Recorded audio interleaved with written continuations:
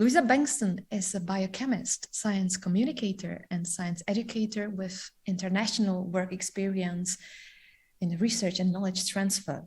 She describes herself to be passionate about open science and promoting knowledge and education.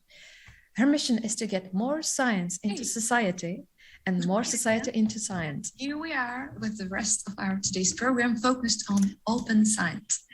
And there is an echo. Is it okay now?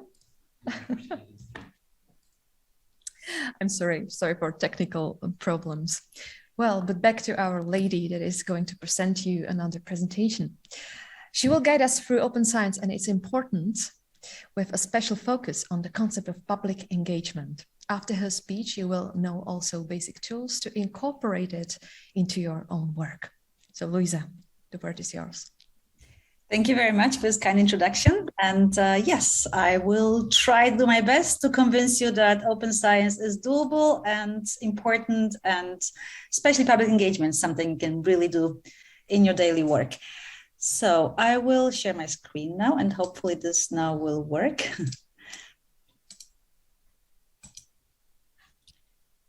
Okay, I hope you can see it. Can I just have a little... Yes, can you see everything? Everything's fine? Okay, perfect. Okay, here we go. So I work at Max Delbrück Center for Molecular Medicine. It's a research institute in Germany, in Berlin. And this is a research institute for life sciences, basically. And what we do is to try to find out how the human body, or actually all organisms, work at the very molecular level, to then know how to fix it when something goes wrong. So the mission of the MDC is not only the research, but actually, as was formulated at the beginning of the MDC, which was founded in 1992, was not just to do the research, but actually to translate this into actual applications and real life applications for the clinic, but also for society at large.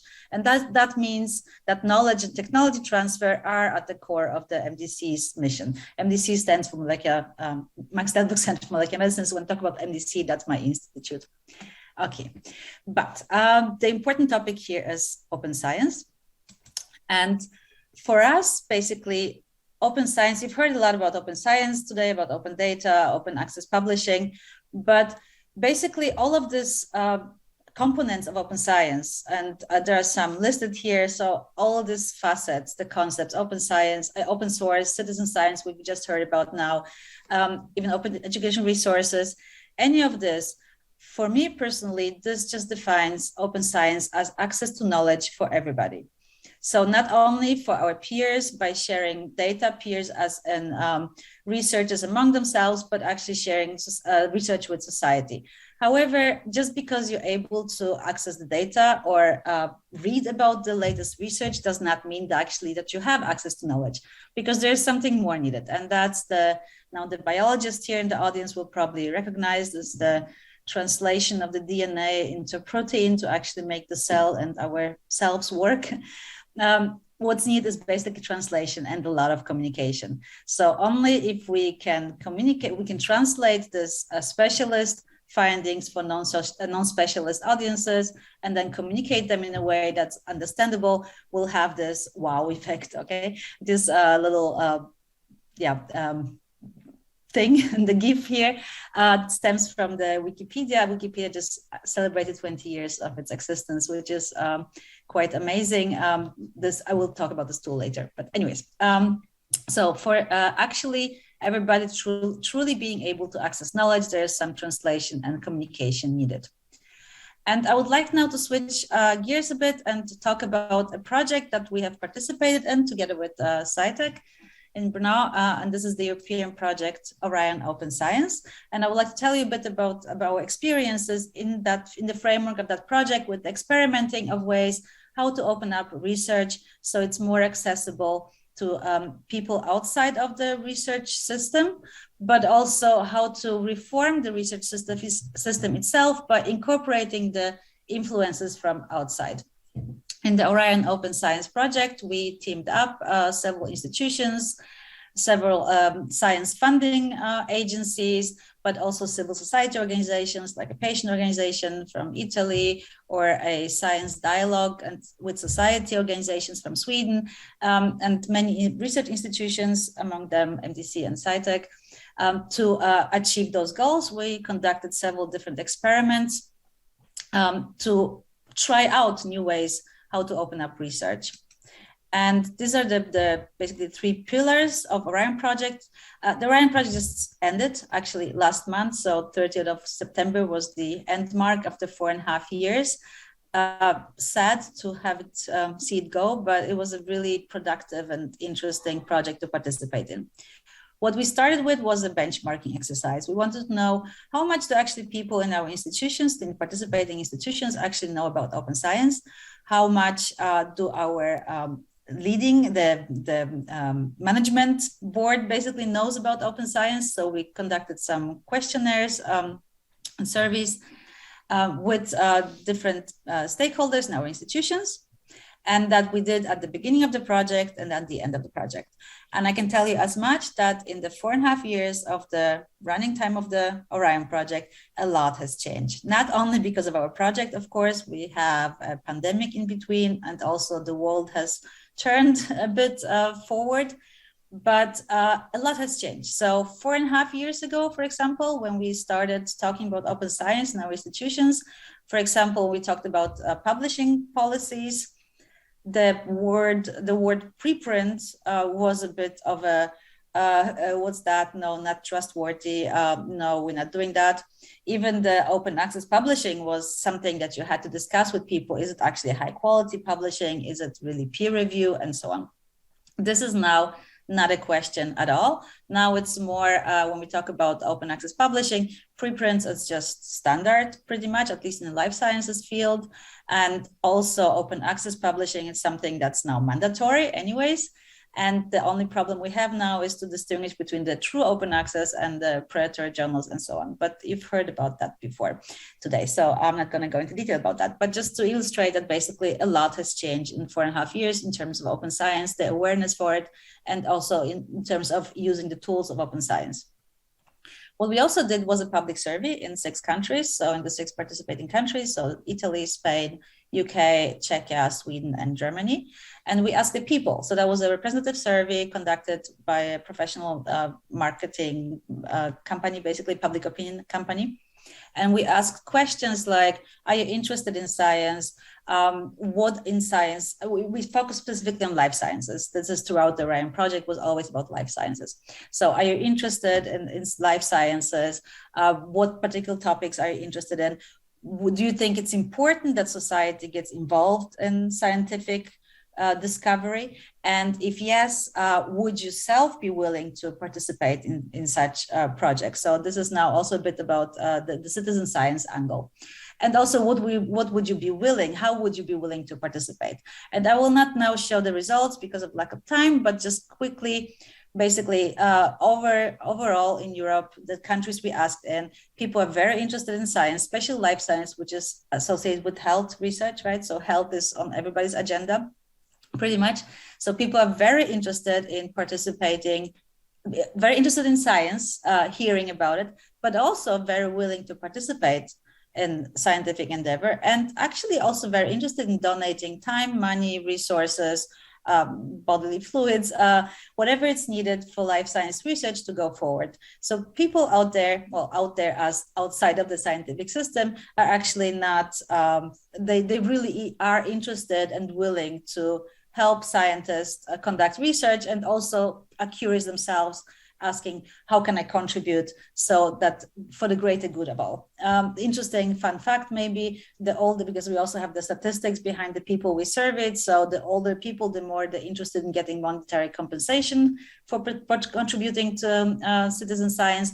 And the younger the people, the more they're interested in having the fame, the recognition effect for their contribution. But this is just a side note. Okay, another big pillar of the Orion Open Science project was the training. So we developed several training formats for researchers, for research support staff, for policymakers, for administration. And we basically, before the pandemic hit, we traveled Europe and gave those workshops on face-to-face. Then we switched to online formats. We also developed the MOOC, so massive online open course on open science. I will post the links later for the MOOC, and also a train the trainer workshop, so how to actually teach open science to others. And we've been also producing podcasts. So we had 2 full seasons, so 2 years of episodes where we interviewed all kinds of really interesting people, experts in some domain of open science, ranging from public engagement to open data, and from more generalist knowledge to actual nitty-gritty of, for example, how to do open hardware, for example, or what are the algorithmic biases and what does it have to do with open science. So I would also post a link later to our podcast. It has now ended because the project has ended, but all the 44 episodes are there, and I will encourage you to dig into them if you want to know more about open science. But at the heart of the Orion Open Science Project was the co-creation. We tried out different co-creation ways, how to involve researchers with society and society with researchers. We did 4 citizen science projects in the course of the Orion Open Science Project. So one was Genigma at CRG in Barcelona. That was about crowdsourcing basically people's time and their resources to solve some sequencing data for cancer cells. So it's a game, it's a gamification approach. So it's a game that when you play the game, basically you also help map the sequencing data the researchers have to the correlate this with controls and so on. Then we had a smooth project that was about looking at the sitting behavior of the kids. That was at the MDC. There, the researchers were interested in what lifestyle factors influence sitting, and actually how much sitting is too much sitting, because we actually don't know that. We all think that we sit too much, but we don't actually know how much sitting is too much sitting. So this was about quantifying this and working with school classes, not just to measure the sitting behavior, but actually the involved teenagers and the teachers were actually co-designing the study itself. So the questions, the approach were all co-designed with the school children. And then we had the project Meltic, where in Portugal, where people were asked to think about what challenges of tomorrow or of today need to be solved. And then basically it's a matching exercise with scientists. So it's more asking the people, okay, what challenges, what problems are there? How can we solve them? Have first ideas, and then match them with the appropriate funding schemes and scientists to go further. And the last citizen science project is the UK. It's about vaccine, and there it's about co-creating proper public engagement campaigns on difficult topics. So like, for example, the vaccination, something that's all important for us right now.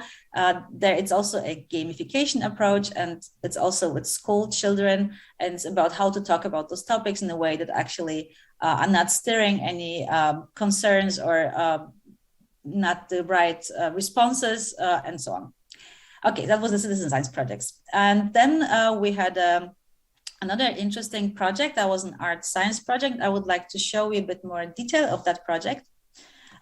This was also done at the MDC. For some reason, my thing is not working. Okay, so yeah, just shortly, MDC participated in all this Orion activities, of course.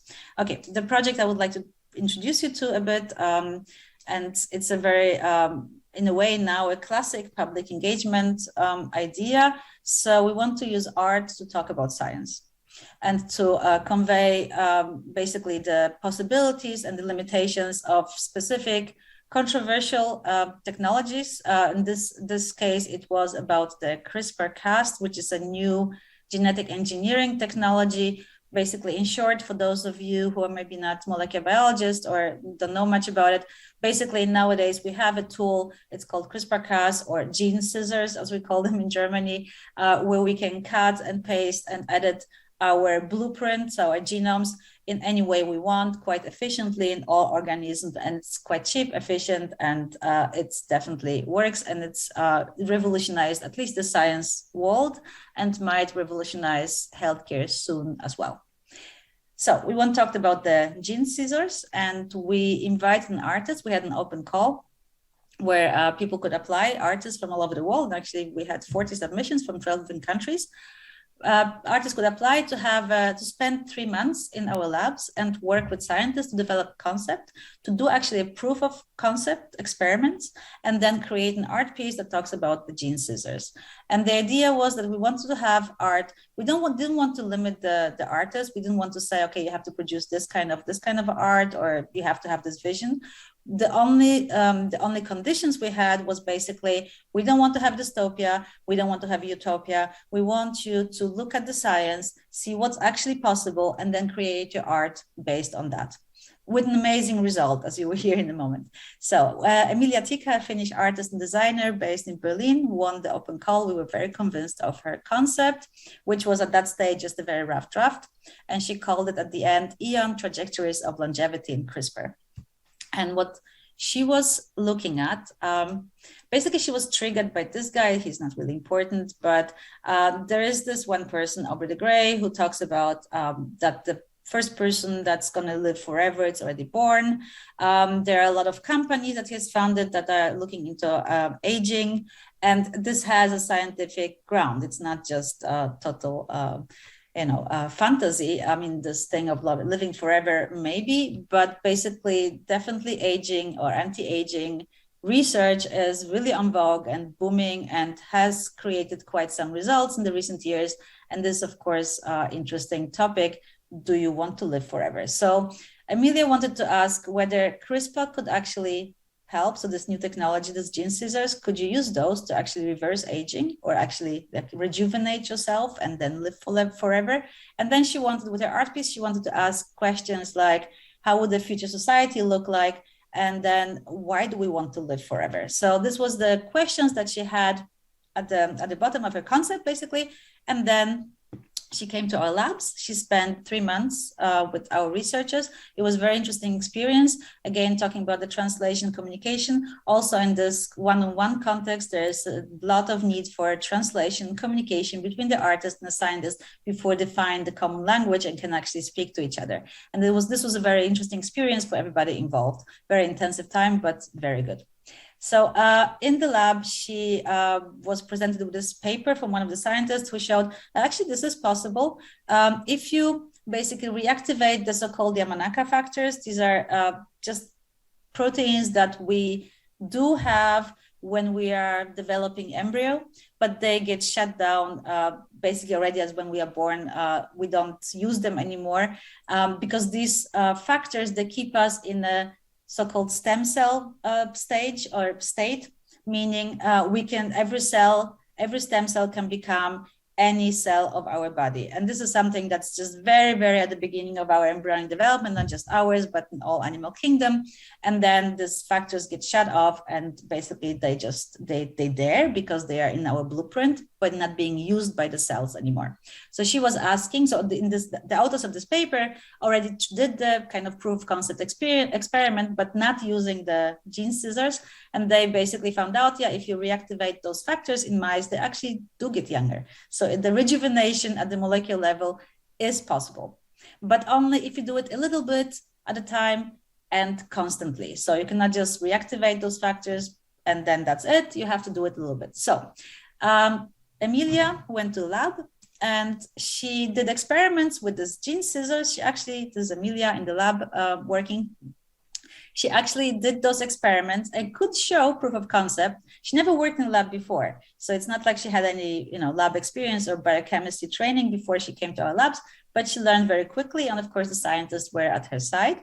And she did show that if you do use the gene scissors to reactivate at least one of the Yamanaka factors, she could then reprogram muscle cells, meaning she could rejuvenate the human muscle cells in a petri dish. Of course, very controlled experiment. And of course, nothing now to say, okay, now it really works, but as a proof of concept, in theory, it's possible. So based on that result, she created her art piece. And there's an inhalator an inhalator from the future. This is the speculative design scenario where you have these components of the gene scissors. So you need certain components, you put them in an inhalator and then you inhale, okay, and then you rejuvenate yourself. And then she made like a shot, and you can see this was an exhibition in an art gallery in Berlin. And there was also the microscope in the back, with which you actually, where you could look at the cells that she was working with. So you had the scientific part, then there was this inhalator, and then there was also a photo story about a couple where clearly he inhales, she doesn't, and how they interact with each other, how they interact with nature. And this is 2018, and it was kind of visionary with the mask, somehow, just a side note. Also, how they interact with death. And this art piece it's kind of hard to show it now on just on the screen. You don't really see the magnitude of it, you don't see the effect. But this art piece has been very well received and was exhibited at different locations. It was part of different events with large audiences and was widely written about in the media because it was quite impressive. The combination of actual science that potentially works. There's a proof of concept, it could potentially work. And then you have this kind of, well, depending on where you stand, utopic or dystopic scenario, makes the whole concept so much more tangible. It's not something that might happen in 100 years or 200 years or science fiction or fantasy story. This is actually happening. There's actual science that's there. It makes things possible. And now the question is, where do we want to go with that? And this is exactly what we wanted to achieve with this art piece, people to understand what science can do or cannot do. And it's in our hands to actually decide whether we want to do it and how we want to do it. Now, interestingly, just another side note, this inhalator was very visionary because there is now a gene scissors therapy for cystic fibrosis. It's right now in clinical trials and it looks good. So basically, you can use this gene scissors to repair a genetic disease. Cystic fibrosis is a lung disease, and inhaling the gene scissors components repairs the receptors, the broken receptors in our lungs, so people can function again. So the inhalator idea was not so science fiction like, and also the gene scissors using this as a therapy to repair something, also not. Actually, also there is some inhalators for hamsters to get rid of COVID viruses. So it was actually very visionary in 2018, and now it's becoming reality. That's how fast science moves. This art piece was also used as an impulse for a public dialogue. So we did a public dialogue also in 6 European countries. So the countries that were participating in the Orion project, in 4 countries, in Sweden, UK, Germany, and Czechia. And there we actually asked people, okay, science is producing new results. We have potentially controversial topics all the time, whether it's nanotechnology or gene therapy or animal experiments. There are always topics that are there. And we actually really not so good at communicating those because we still read headlines in newspapers like Frankenstein foods or the Frankenstein baby or playing with nature, all kinds of such headlines. And that means that we as scientists are not really good in communicating topics in a way that actually brings them across in a realistic way. It's always, not always, but very often becomes either dystopia, utopia, total euphoria, and then disappointment because, well, you're researching cancer all the time and it's still not cured. So science is bad, science doesn't know what to do. And now we have the problem, people not wanting to vaccinate themselves. I made a very shortcut, a very round journey, but I hope you get the gist of what I'm trying to say. So what we wanted to know is, okay, how can we communicate science in a way that's not creating these problems? Is there something we as researchers, as research institutions can do to help to elevate that problem? So we conduct those public dialogues, and we use this art piece as an impulse to make people think about, especially, I mean, this thing of connecting the science fiction, the visions, the frontier science, and the actual reality of people's lives. And just a quick roundup of the take-home messages. Basically, those public dialogues were really with representative samples of people, and in all countries, the results were quite the same. Pretty much, there is no such thing as too little communication. Please do communicate with us. You scientists have the responsibility to communicate with us, and please do, we do listen. We want to listen, but you need to communicate with us. And we don't know where to go, where to find the information. It's so confusing. The internet is just full of everything. Please get through. We want to hear your voice. So the more communication, the better. One take-home message. Second one, simple language for complex context. Please, when you communicate with us, do use simple language, but do not use simple content, okay? So we do want to hear, we do want to know about the complex ideas and the science, but please find the language that we understand. And just means less jargon, less complicated language. Do not hide behind complicated words. Just use analogies, storytelling, all those techniques, whatever you want, but please communicate with us in a way that we can understand. You have to come to us. We cannot really come to you. Okay, and then, of course, what they also said is that the face-to-face communication builds trust. They want to see people behind the headlines. They want to see that scientists are actually not just this cliche of some gray bearded man sitting in the basement doing evil things to destroy the world, the Hollywood ideas. They want to see people, that scientists are normal people, because then it's trustworthy. And scientists often portray that as working for profit, just for reputation, and so on, which in many cases is, of course, true, but it's not the overall truth for all the scientists, because scientists are just people like everybody else. So there are all kinds of people there. And that's what at least our participating citizens wanted to see. We want to see real scientists. We want to talk to them. So face-to-face is important to build trust. And also, they want to see more of where science is happening. This is also with the idea of, if you're just closing your doors, you're hiding something. And we just would like to go in and see, so we can trust you, because we want to trust you, but we're also curious and we want to see what you're doing. So take-home messages, more communication, simple language, face-to-face, and really visits, like really open up your research facilities for us so we can take a look. And how can this be done? There are so many different formats of public engagement or science communication. It's really difficult to go through everything here. I just collected some logos for different activities here. Basically anything from just science journalism to via social media, Wikipedia, science festivals, schools outreach, teacher trainings, citizen science. There's so much that can be done. And I was promising you some tools for incorporating public engagement in your daily life. Well, basically just do any of this.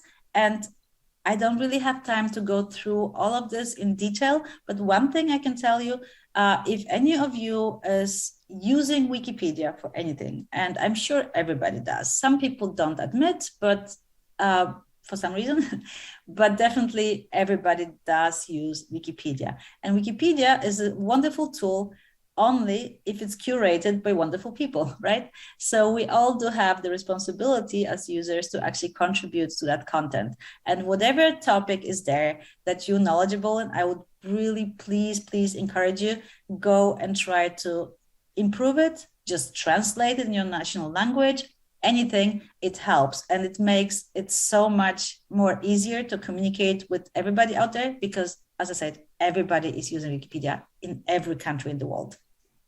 So that's the easiest one. And then, of course, any of the social media, citizen science, participate in science festivals, and so on. I'll be happy to go into details about everything of that, but I'm going to just show you some examples, okay? So, for example, at the Berlin Science Week, 1 year ago, middle of pandemic, we were thinking, okay, what can we do as MDC to contribute to Berlin Science Week? This is an international festival for science, actually ongoing right now, 1st to 10th of November. There are some online formats, there are some hybrid events, there are some actual face-to-face events right now. But basically, it's a big international festival for science happening in Berlin. And during the pandemic, of course, we could not do anything face to face. So we decided to show our labs for everybody in a very unfiltered way and create this concept of reality TV. And I will now start there's a little, it's just an excerpt. We were streaming from our labs for nine hours straight. And we were just going around in the institute and filming people as they went about their work, asking them what they're doing, and streaming this whole thing on YouTube. It was widely popular. We had several thousand visitors, which would kind of correspond to also what we would have if we would have an open day and actually invite people to our labs. And we had some quite a lot of comments on YouTube. People were actually interacting with us. We had some fun elements in there as well. Like we did a concert in the lab. We did lab Olympics and also posted on TikTok. I mean, all kinds of things. And now also we have 9 hours of material from our labs. So I hope this is going to work now.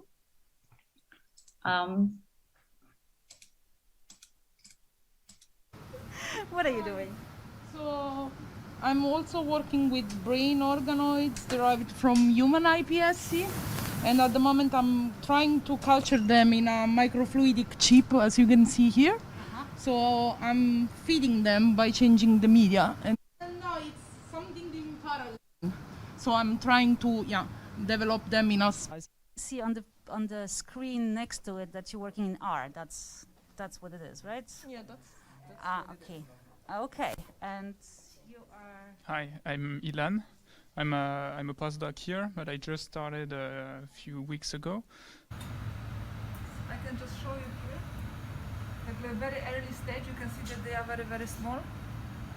Like, can you see them? Yeah, I can see them. What is this exactly? So they are actually the early stage of this mini brains on the brain organoids. I can also show you how big they are later. And They are they also behave like a little brain.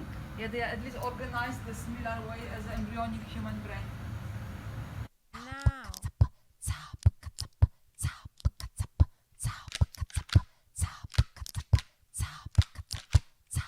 Yes, this now sounds sexy, but without the gloves.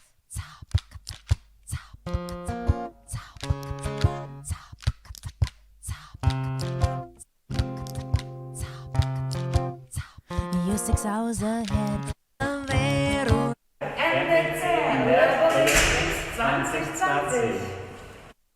Okay, I hope you had a glimpse into how it's how we organize this. Just showing that basically you do not have to. I mean, it was quite intensive to organize this day and to film everything, and it was 9 hours. It was exhausting, but it was definitely worth it. And that was our really sometimes we had just had camera in the lab, and you could not see anything else than just the centrifuge spinning and making a sound or something. But it was still interesting just to see basically how a day in the lab looks like and see all these people working there and how it basically just looks like. Okay, another project we have is a teacher training program. So it's a continued professional development program for teachers. And with the idea that basically we have to make the science understandable and relevant so it can motivate the teachers to inspire the kids. So these are the icons and the headlines here. Okay, and the program is called Labor trifft Lehrer. That means in English, lab meets teachers, and actually does look like this. We do invite teachers into our labs, and they do experiments with scientists the whole day. And these experiments are not scripted. This is just something that basically the teachers come in and are kind of interns. Of course, they get some background information. So there are some lectures, there are some preparatory materials and so on, but they basically come in and just work alongside scientists for a day. And this is on a rotating principle. So we have at most maybe 6 to 10 teachers, depending on the size of the lab we invite them to, and they spend 9 hours. And sometimes it's really hard to get the teachers out of the lab, but it works. So we're not telling them, this is something you teach the kids in school. These are the concepts you need to convey. Now we just want them to come in and see what's going on in science. Of course, we're looking for topics that are a bit overlapping with the school curriculum and what's happening in our lab. So let's say High schools in Germany, for example, have genetics on the curriculum. So of course, we try to find some lab that actually does genetics. Of course, almost every lab in molecular medicine does genetics in some way. And then we usually connect it to a topic like cancer or heart disease or something like that, which is also interesting to have this relevance idea. Okay, so, and then we just bring in the teachers, and then whatever they do with that, it's up to them. We do not give them any materials for school except of the presentations. And of course, if they produce some images or, you know, the results of the experiments, of course, they can take it all with them. And we do a lot of photos and little films in the lab, so they can take it with them. But we do not produce actual teaching educational materials. This is up to the teachers. The program is running since almost 10 years. It's hugely popular. And we also have a pupils learning lab on site on one of our campuses. And there the whole school classes can come in with the teachers and do experiments that they're not able to do in the classroom. There's a different concept. This is highly scripted and organized because it has to be in a high throughput principle. There are almost 15,000 pupils coming in every year. So it's a bit of different principle, but basically these two concepts are connected. And last year, of course, we could not invite teachers into our labs, so we put it on digital platform. It's basically a series of seminars about different topics that we now do online. And we're going to continue with that because we realized that just having actual talks by scientists for teachers as an audience, teachers are a different audience than the normal general public, right? Because teachers already have a lot of knowledge in this subject. So it's easy to take it a notch higher and talk about current research at a different level. So we just realized that this is hugely popular as well. And we now have teachers actually coming to our digital courses from all over German speaking places. So not just Germany, Austria, Switzerland, but also from German schools abroad, and also just interested teachers who happen to speak German and not teaching biology. So this is something that works, and we're definitely going to continue with that as well. And last but not least, we do participate in a lot of science festivals in different forms. And just so you see here the mixture of formats. So we do a lot of lab tours at such occasions. So we do invite people into our labs, just come and see how it looks like here, but organized tours. We do have program for kids where they can do hands-on experiments at different stands. We have lectures. We have some interesting objects people can actually touch and look at.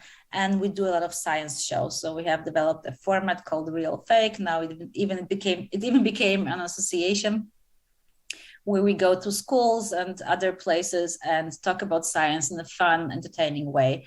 Kind of like a science slam, but not really. Better, much better. Anyways, these are the people behind the ideas, the formats that I've been just talking about at the MDC. So Zoe Ingram has been working with me on the Orion project and the Laboratory Flera. Inga Patachis has been working with me on the Orion, and Misela was mainly responsible for the Laboratory Flera. But of course, there's a whole communications department there as well, with the events team and the PR team and online team and so on. Of course, all the scientists at the MDC, at the typical science festival open day event, we have at least 250 scientists participating in the program, shaping the program, and working with us. If you would like to get in touch, please drop me an mail or contact me on Twitter, and the link to the podcast is here on the bottom. And I think I should stop now so we don't go over time. Well, thank you very much for your attention. Thank you very much, Luiza. We don't have much time, but still, one little question for you. Can you briefly tell how easy it is to convince scientists to participate at all the public engagement activities within the Orion project?